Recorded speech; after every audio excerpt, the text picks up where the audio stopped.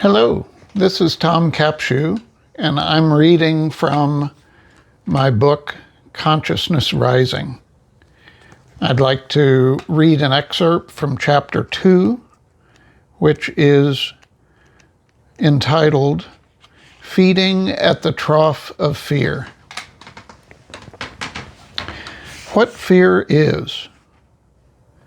Fear is the absence of love. It is seeing the seen world as dangerous and mundane rather than safe and miraculous.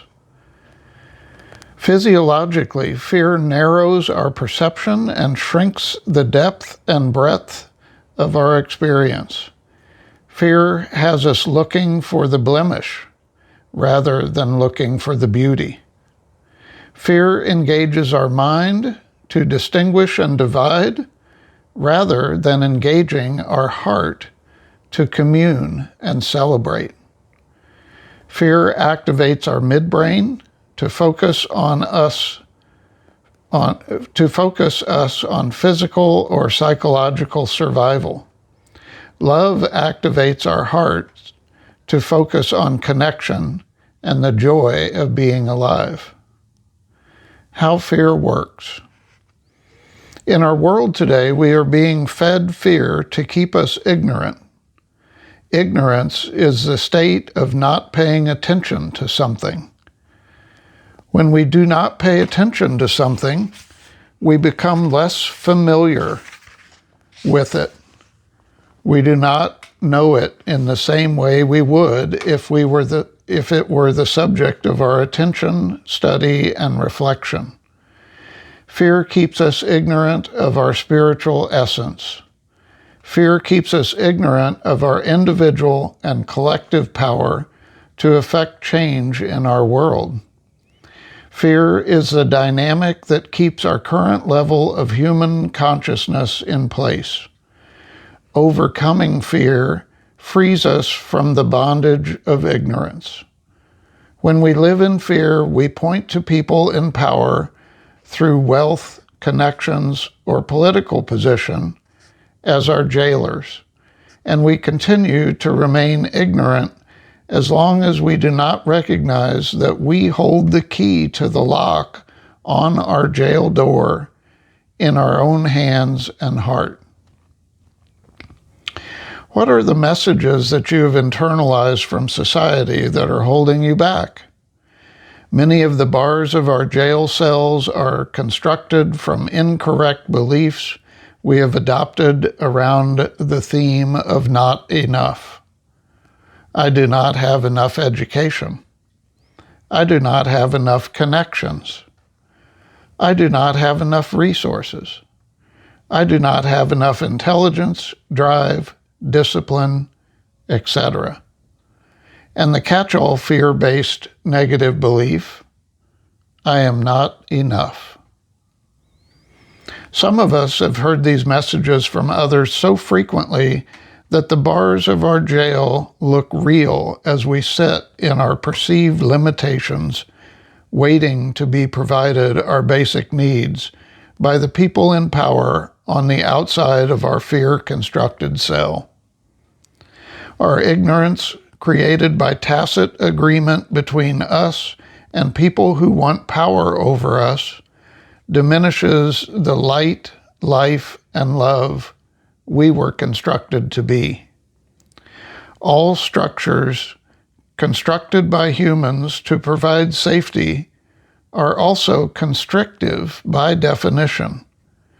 In fear, survival trumps being fully alive.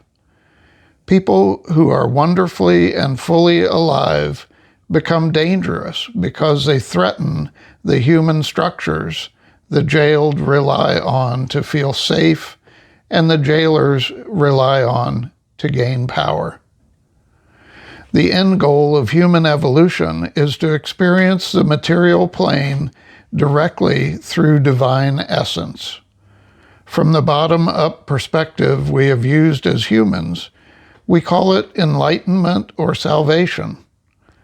From a consciousness down perspective, it is nothing more than maintaining full and pure consciousness throughout the material experience. Consciousness, experience by experience, incrementally over time and space, is clearing the fog of its human experience until it is fully maintaining consciousness in the human form it is taking. Our work is not to pursue enlightenment or salvation. Our work is to say yes to participating in the evolution of consciousness in material form. Free will gives us the power to refuse to participate. When we refuse to participate, it is against the flow of creation. Holding ourselves at odds with the flow of creation creates a life of hell for ourselves and other humans. When we say yes to our dreams and passion, we surrender to the flow of consciousness that creates the world. When viewed from this perspective, humans are not at the top of the evolutionary wave, but at the bottom. We are often willingly ignorant of our spiritual essence. When we adopt the belief that our dreams are illusions and our passions are illegitimate, we lose our zest for life. One of the most draining experiences is to be around someone who has given up on their life or their dreams. With bitterness seeping out of them like pus from a festering wound, they can drain the energy of everyone around them. They have died while still alive. Their spirit has been crushed, and what remains is a human form without the zeal for living. Like a bucket with a hole in it, whatever good is poured into the person drains right out, and the person continues to feel empty and alone. Holes in our buckets. Erroneous beliefs create holes in our buckets. If, for example, I hold the belief that there are books already written that address the content of what I am feeling called to write, then I will never complete the book. If I believe that there are other people more qualified to write on the topic of consciousness, then I will never complete this book. If I believe that I need to be enlightened or perfect before I can know what to say or have the legitimacy to say it, then I will never complete this book. Each of these erroneous beliefs would create a hole in my bucket, draining out the drive and determination to complete this book.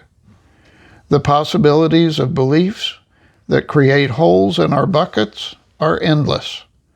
It is our job to monitor and repair our buckets to keep them functional and full. Humans have learned that if they can successfully create a hole in someone's bucket, they can often exert power over that person by providing what the person then perceives as a deficit. While we may begin our life on the planet as fully dependent on our caregivers, we are designed to be interdependent, neither dependent nor independent.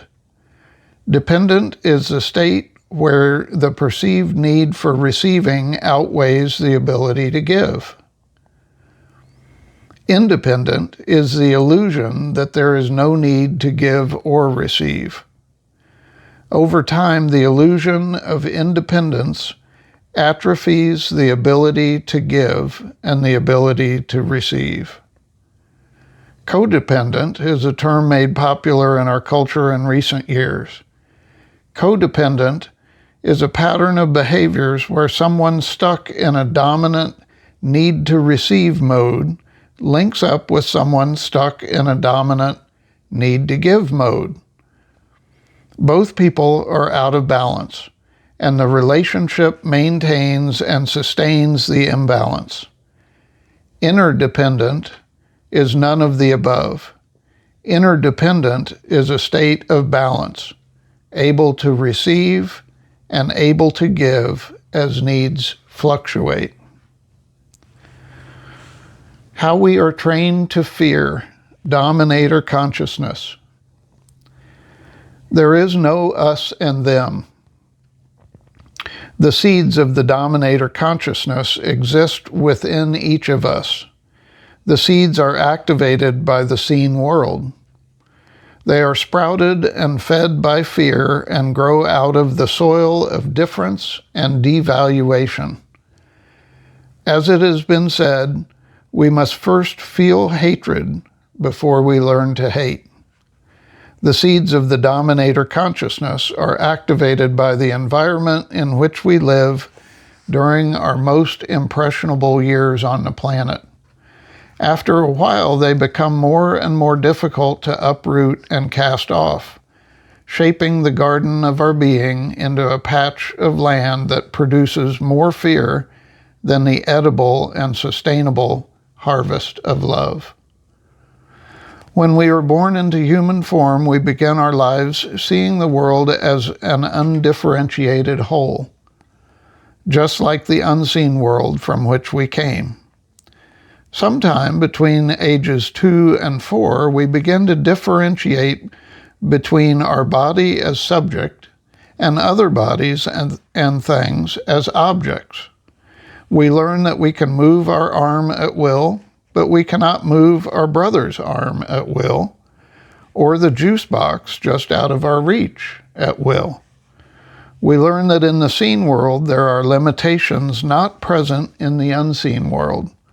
Our first existential spiritual crisis, which has been labeled the terrible twos, occurs because we are no longer free to move about in an undifferentiated whole, but we are trapped as spiritual beings in a limited and limiting human body. When undifferentiated, we are one with everything. When we differentiate into the seen world, we begin to see an illusion of separation, subject and object, me and you, us and them. The seeds of the dominator consciousness sprout when relative value is placed on the illusion of differences.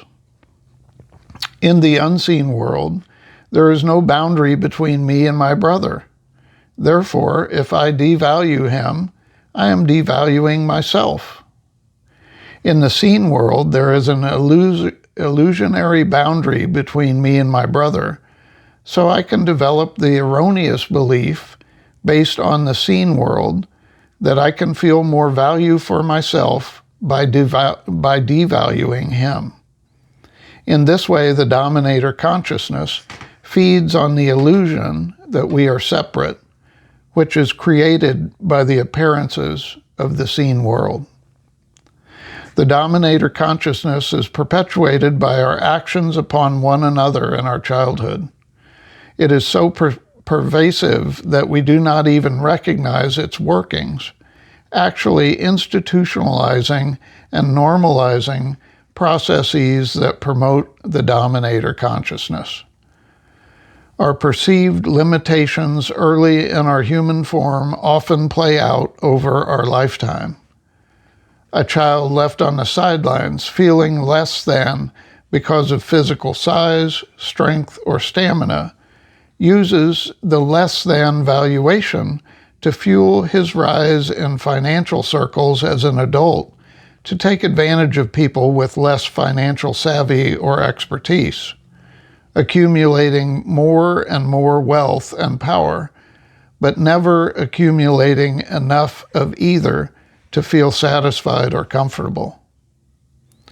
A child unsupported in developing a talent for music or art grows up to take a menial job that provides a minimum of extrinsic reward and almost none of the intrinsic reward of following the talents placed there by her creator. Untold and uncounted human potential has been left unrecognized, unappreciated, and ultimately unused.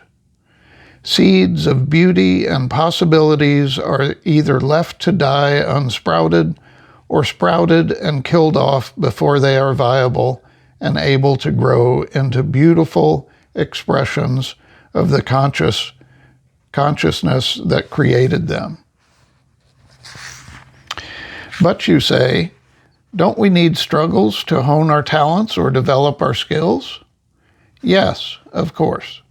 Developing skills requires effort, just as a sprouting seed needs to push up against the soil to reach the surface, where it can spread leaves for continued growth. Consciousness provides all the trials and challenges we need to manifest our potential in the seen world. The dominator consciousness adds to the challenges, making it nearly impossible for most of us to manifest our potential in the world, preferring we live in fear and servitude of the wants of the few. If consciousness plants a seed 3 inches into the soil to germinate when the conditions are right, dominator consciousness comes along and replants the seed 2 feet deeper, or paves it over with concrete to ensure it will never sprout. Our culture is mesmerized by comparison of value. We have become so focused on judging value based on comparison to other humans that we forget that our value comes from the same source, our common creator, making us all out of the same combination of spirit or consciousness and matter. While we are all unique expressions of the consciousness of the universe, we all have the same access to that consciousness with its unlimited supply. The only true and real comparison any of us need to make is between who we are in the seen world and the potential placed in us by our Creator. This comparison will provide a lifetime of motivation, drive, and inspiration to propel us into the best we can be in the seen world. The dominator consciousness relishes our focus on others because that focus takes us away from our own potential and leaves us ever dissatisfied with our progress and place in the seen world. It makes the illusory seen world our primary focus, distracting us from our innate primary focus on the unseen world as the offspring of consciousness. Once the dominator consciousness trains us to focus on the illusory seen world, it can distract us with all sorts of shiny objects, prestigious jobs, power, wealth, possessions, and so on. We lose sight of our own consciousness, using our minds to chase those mirages of value. Even when we work hard and attain the marker we have set as having arrived in the world, we soon find the place devoid of meaning or value. Some are able to do the work to wake up to consciousness, while others find new, shiny objects to pursue, eventually returning to source, leaving behind in the seen world the accumulation of wealth or power they amassed during their short time on the planet.